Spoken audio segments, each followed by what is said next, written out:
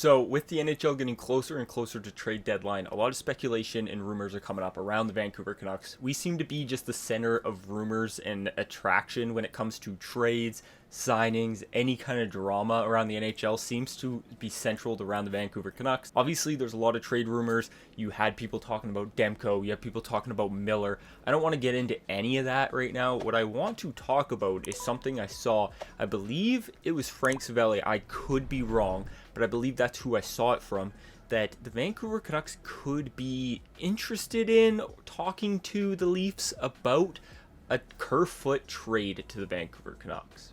Now, initially, my thoughts about this are hell no, simply because the Toronto Maple Leafs have been wanting to trade Kerfoot. Every single mock trade I've seen from the Leafs have been to trade Kerfoot out of Toronto for anyone. I've seen them talking about getting O'Reilly, and it was 1-for-1, O'Reilly for Kerfoot. It's just stupid stuff like that they clearly want to get rid of this guy. So that leads me instantly as a Canucks fan to not want him. But if you actually think about it and if you kind of dissect it and actually think about it a little bit, it kind of makes sense for the Canucks a little bit. So let's first talk about Kerfoot here. He's 28 years old. He's from Vancouver. He is a center, and this year he currently has 26 points in 60 games. Last year he put up 51 points in 82 games. So I would say he's around a 40 to 50 point player, kind of like your perfect third line center. Now, I'm not sure how he's playing in Toronto. I'm not sure if he's playing bad, if he's playing okay, or if the Leafs just simply want to get rid of him because of his contract.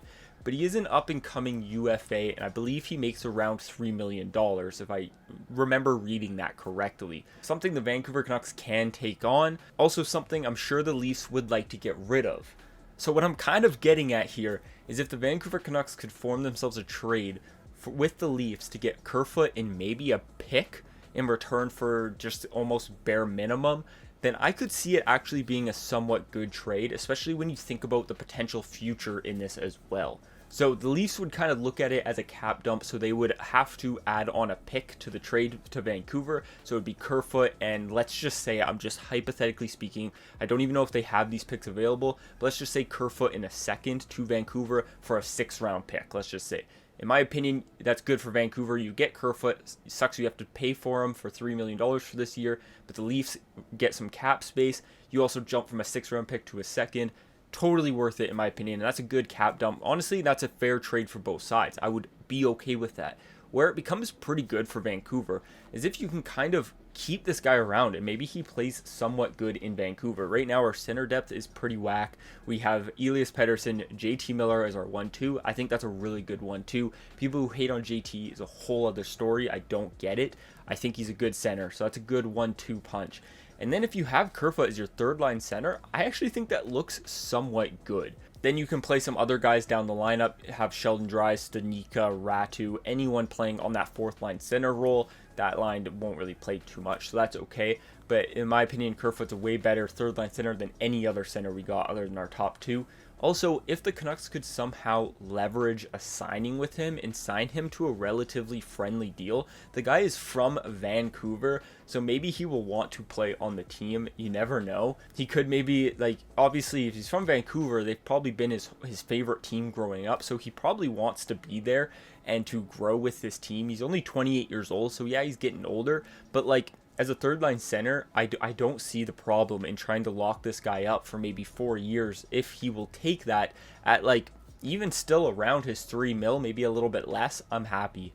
Who knows, maybe the Canucks decide to do something for 2 years, $2 million type thing with him. In my opinion, that's a good risk to have him as your third line center at that price. I don't see anything wrong for that. So I've seen people just instantly going, hell no, we don't want this guy.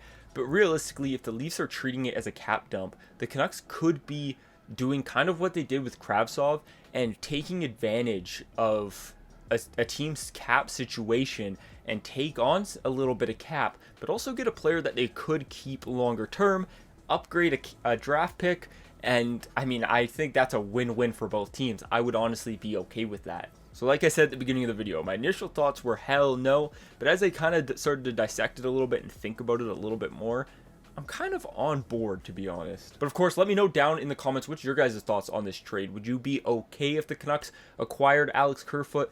Would you be upset? Obviously, I wouldn't want Vancouver to go out and pay for him to give like a second round pick for him. I would not want that. That makes no sense.